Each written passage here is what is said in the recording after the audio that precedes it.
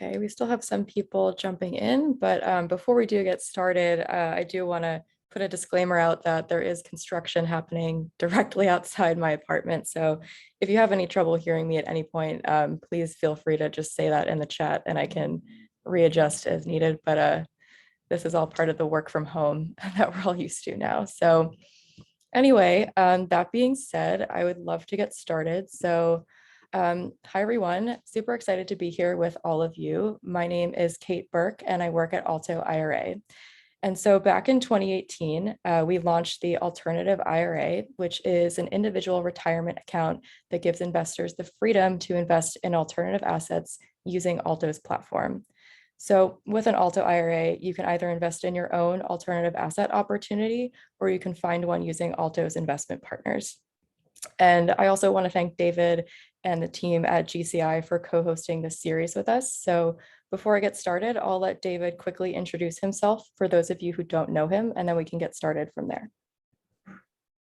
Thank you, Kate, and welcome everyone. My name is David Smith. I'm one of the managing members of Growth Centers International. We are one of those alternative investment partners that Kate had mentioned. We're excited to be here presenting today, and hopefully we can give you an overview of what we do and our value proposition.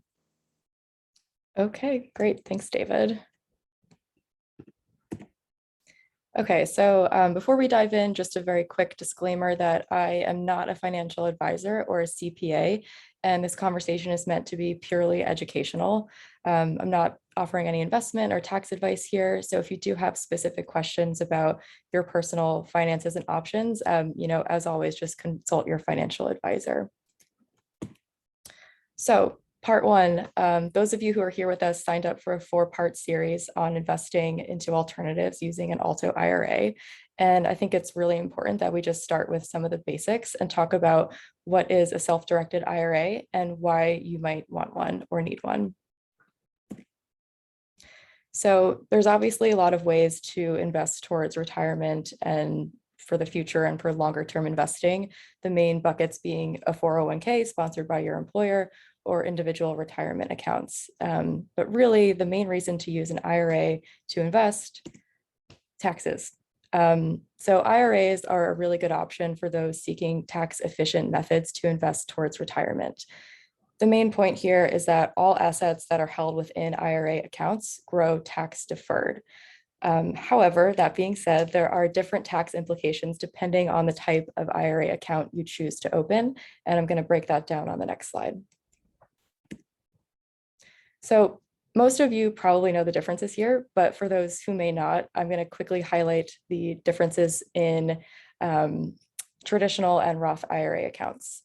So with a traditional IRA, any contributions you make happen before taxes and are therefore tax deductible. Then once you start taking distributions at retirement, those distributions are taxed at the income tax rate at the time of withdrawal. On the flip side, if you open a Roth IRA, you make all those contributions after taxes. For this reason, there's no income tax deduction for the initial contributions into a Roth IRA. The benefit is that later on, because you already paid taxes on your contributions, you won't be taxed on the distributions you take in the future. The commonality here, as you can see, is that with both traditional and Roth accounts, your assets are growing tax deferred, meaning that you don't owe any taxes on assets that are held in the account while they're in there. The difference, obviously, is that since withdrawal amounts from retirement accounts are typically larger than the contributions you make, IRA investors pay more taxes with traditional IRA funds than they do with Roth IRA investments.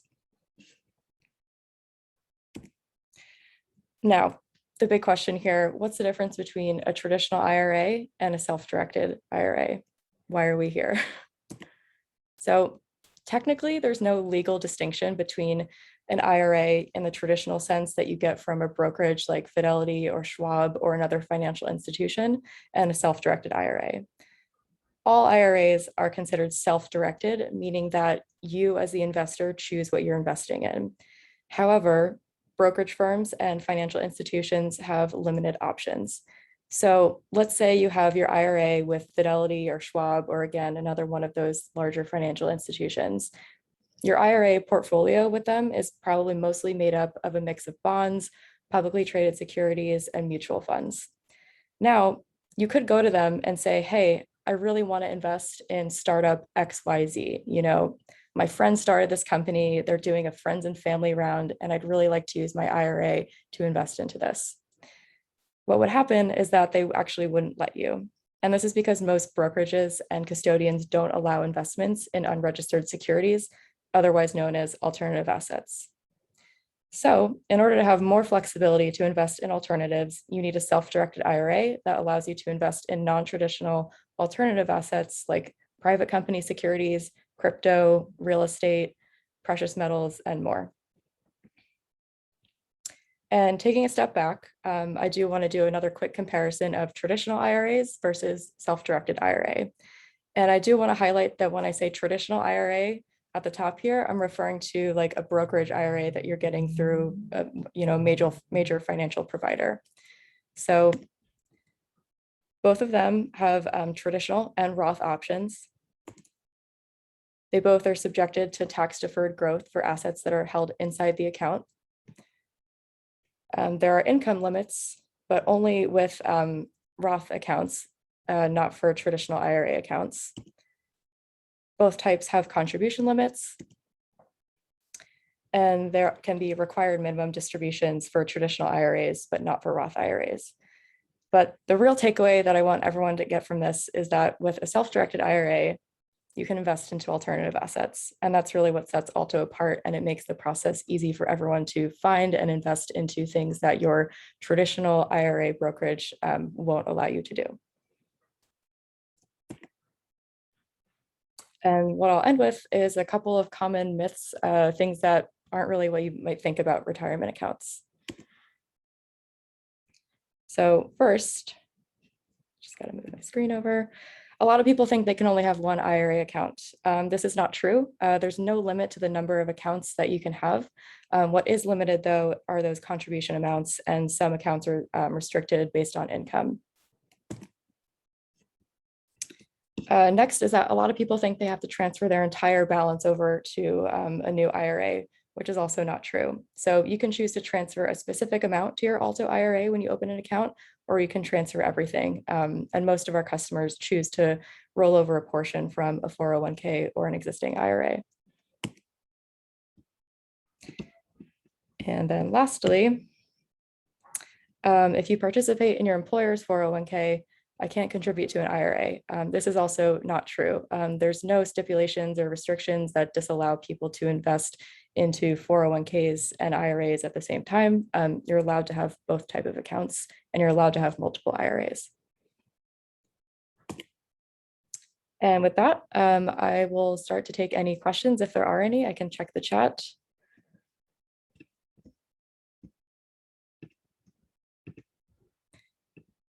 I am not seeing too many, but David or Damien, if you had anything you wanted to add or a question, I'm happy to hand it over to you. Thanks, Kate. I really appreciate that. Welcome again, everybody. For those of you who didn't hear, my name is David Smith. I am one of the managing members of Growth Centers International. Just before we get into this, I will say that as one of those alternative investments, one of the reasons we chose Alto as an IRA custodian is because we felt that where we were playing in terms of the industry, being cannabis centric, et cetera, we just felt that they offered a lot of flexibility that would fit with the demand that we're seeing for people when they start talking about things such as impact investing and controlling where their dollars go. So that being said, what I want to do today is give you a little bit of perspective on what we do. As mentioned before, we are a real estate development company. We develop real estate for lease to small to mid-sized cannabis cultivators.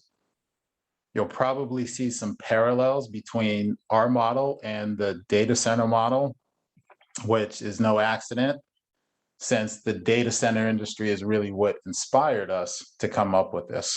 And you can go to the next slide, Kate. To give you a a little more illustration. We'll take a 300,000 square foot building like the one you see here. We'll outfit it with high-tech amenities specifically designed for the cannabis industry. We'll provide redundant infrastructure, so redundancy in terms of power, in terms of HVAC systems, in terms of IT systems, et cetera. Also provide security throughout the entire parcel. And we'll lease this, let's say, to 10 to 20 small to mid-sized cannabis cultivators. Each cultivator will occupy on average between 5,000 and 20,000 square feet within a grow suite.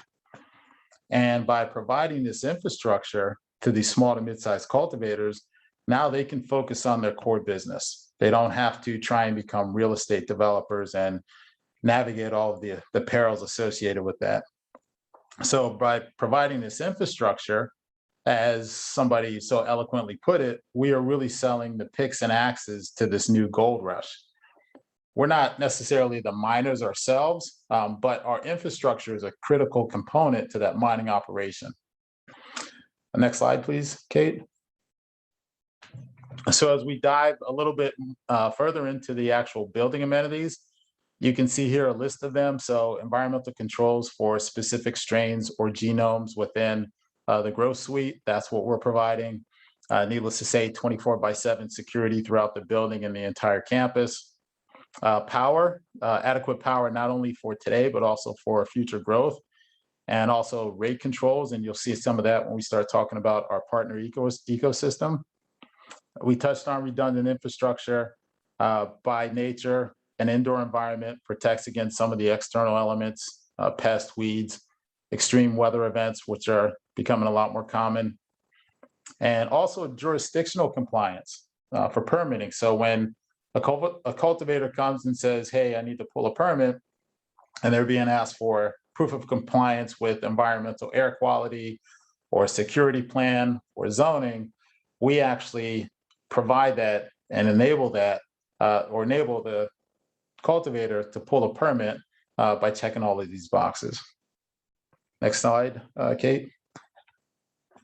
So from the cultivator's perspective, really what we're doing is we're taking a lot of risk out of their supply chain. We spoke about some of these amenities on the last slide, but by providing this infrastructure and doing so in a consumption-based model, so now the cultivator is not having to lay out a tremendous amount of CapEx, we're really allowing them to have a better cash flow, better looking balance sheet, and more favorable terms on their capital. So now this leads to better profitability. And the key here is that by doing this, we're really leveling the playing field and allowing access to resources to these small, quote unquote, Davids of the industry, of the cannabis industry, so that they can compete with the Goliaths, with the large enterprises who have pretty much unlimited checkbooks and can typically develop this themselves. So as we talk about social equity, as we talk about impact investing, things that people are looking for with these self-directed IRAs, now we have measurable results in these areas, and hopefully that aligns with the investment objectives that a lot of you may have. Next slide. Our first project is going to be in Michigan. There's a lot of reasons we chose Michigan. I know that Colorado and California, California especially, garners much of the attention as far as cannabis hubs in the United States, but power, real estate, about 3 times more expensive in California versus Michigan. Michigan also has a very favorable stance towards cannabis and industry development.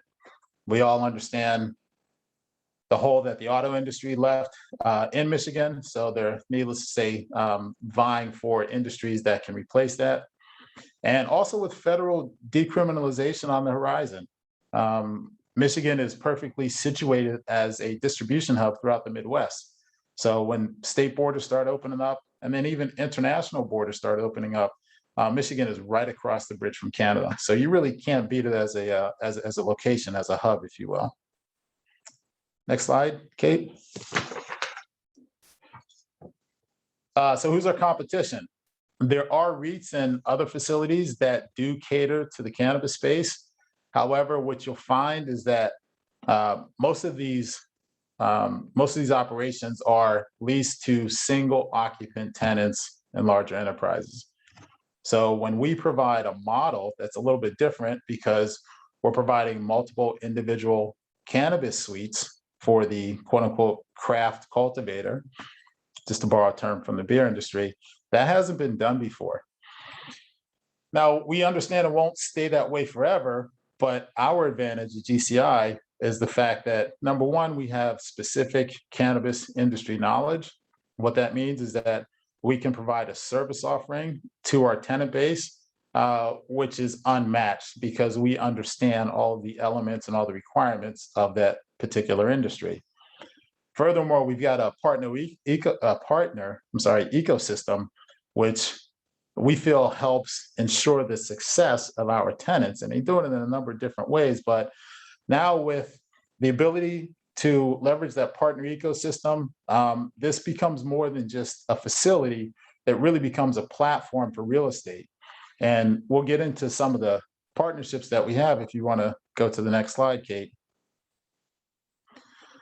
Some of these partners, for instance, are Ease. Ease, the largest cannabis distributor in the industry. They've got a momentum program which helps incubate startups and small cultivators. They'll provide grants, they'll do training, white label opportunities. So this really is a significant resource for any cultivator coming in. The Detroit Regional Partnership, they'll facilitate the entitlements and permitting for cultivators, so helping them navigate that process. You've got Consumer Energy, which is our utility provider. They're providing an on-site substation directly on our campus, as well as a favorable rate structure, and that extends for 30 years. So we're exhibiting a lot of control over that element, which tends to be a question mark in other facilities. Our design and construction partners, when you're talking about organizations like Con, Chrisman, and PMA, collectively over 300 years of experience, and they've built every conceivable advanced building type across all kinds of industries. And finally, rounding that out, Flint and Genesee Group. When we start talking about jobs, job training, career development, they're our community development partner. They'll ensure that when we propose this development within a community, it gets the support that it's going to require for entitlements, because now we're showing measurable impacts, favorable impacts to the community, and how they benefit from it. So again, still sticking with that impact investing and a lot of these elements of a social equity platform. Next slide, Kate. So what is the value to you as an investor? If you want to continue, Kate. Here we see an illustration. It's a timeline of historical recessions. It's a little, hopefully you can see it, but you'll see some of the stock market crashes. You got wars, geopolitical events, bubbles, tech and housing a little later, pandemics. But the point is, not only is it cyclical, it's a recurring theme throughout history. It's going to continue to be a recurring theme throughout history.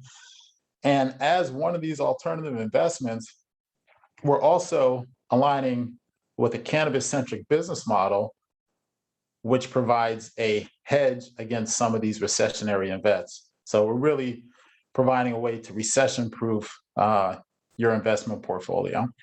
And if you go to the next slide, Kate, I'll get into this a little more. When you take a look at industries that typically prevail in a recession, I mean, obviously, food and consumer staples, we all know that we have to continue to survive. Discount stores, Amazon, dollar stores did very well over this past pandemic and recession. We have healthcare, cosmetics, vices, all intuitive, but marijuana is deemed an essential service by state regulators. So it's actually moved out of the vices column into the essential services column.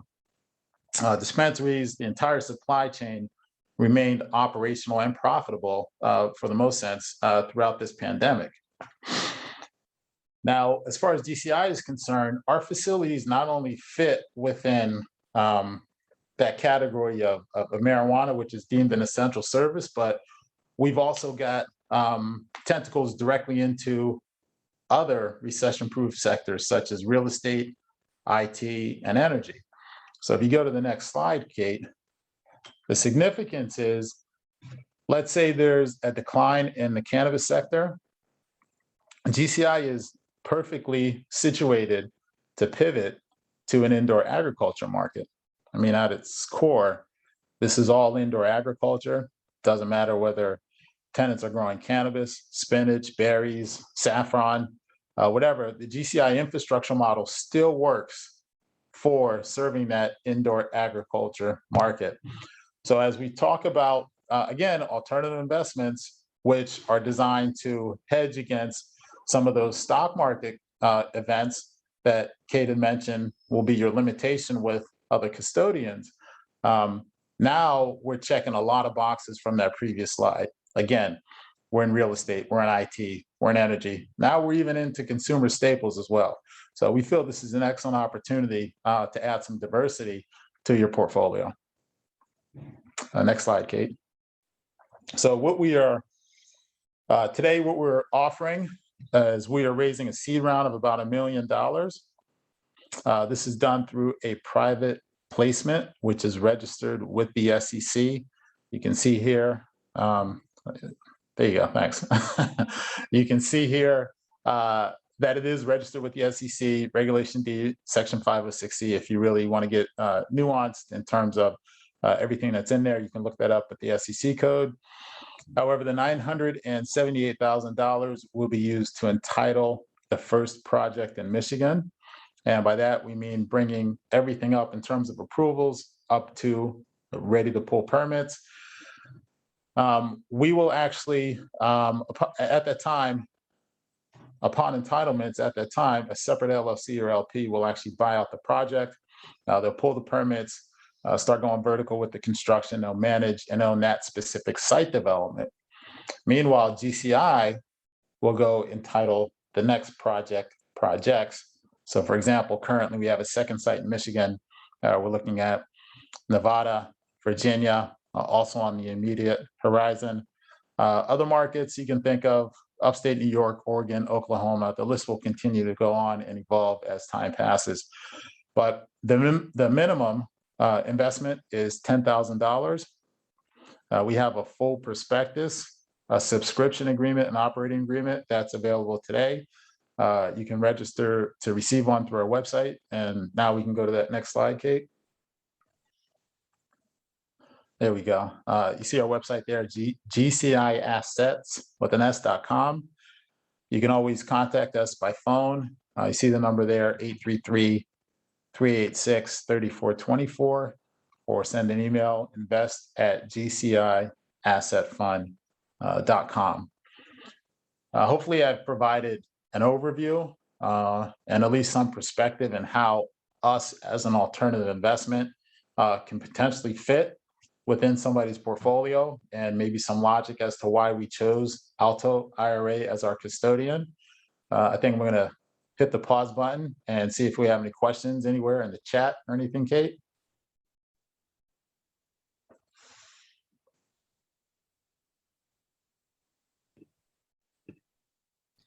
And we'll give people a minute as well.